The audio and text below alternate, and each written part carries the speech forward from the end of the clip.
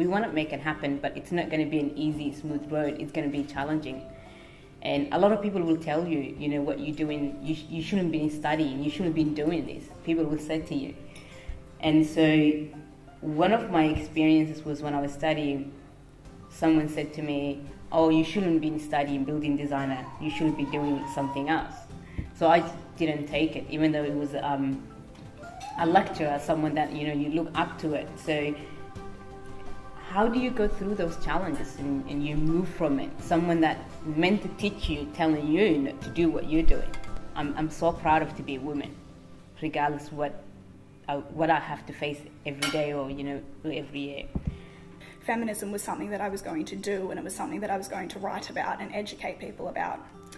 And so this piece for the Weekly Review was about women's rights, and in the first line I proudly called myself a feminist and encouraged other women and men to do the same.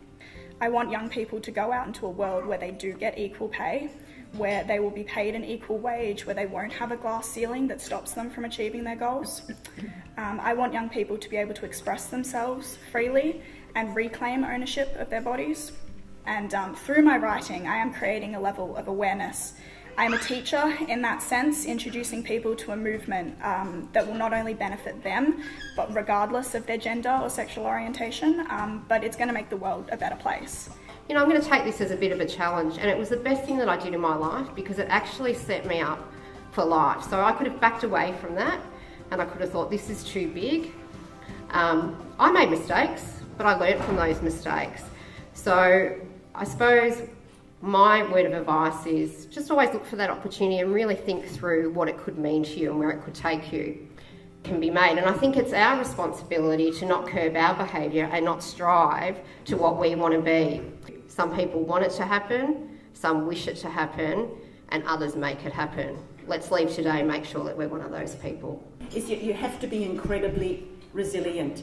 There are potholes and hiccups throughout life, and you've just got to move your way through it. It's navigating all the way. Keep the dream alive. You have to, if you expect others around you to support you. Keep positive people around you, be them your mentors, your staff, my wholesalers, the people I move with. All the people that you surround yourself with need to build into you, not take away your energies.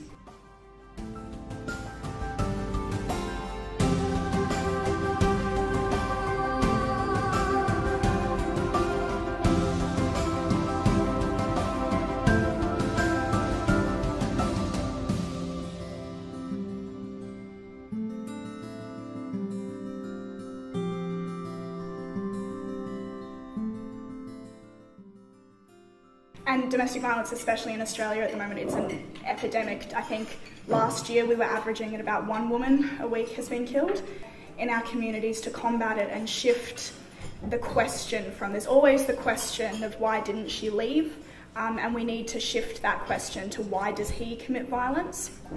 To go into classroom where there's no roof. And so going back and finishing that project and having that school built and the kids are in the classroom, it was just something gave me most of the reward.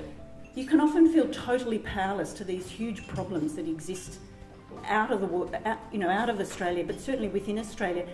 What you can do is actually work within your own community at grassroots level, and if everybody managed to do that everywhere in the world, somehow it's got to be better, doesn't it?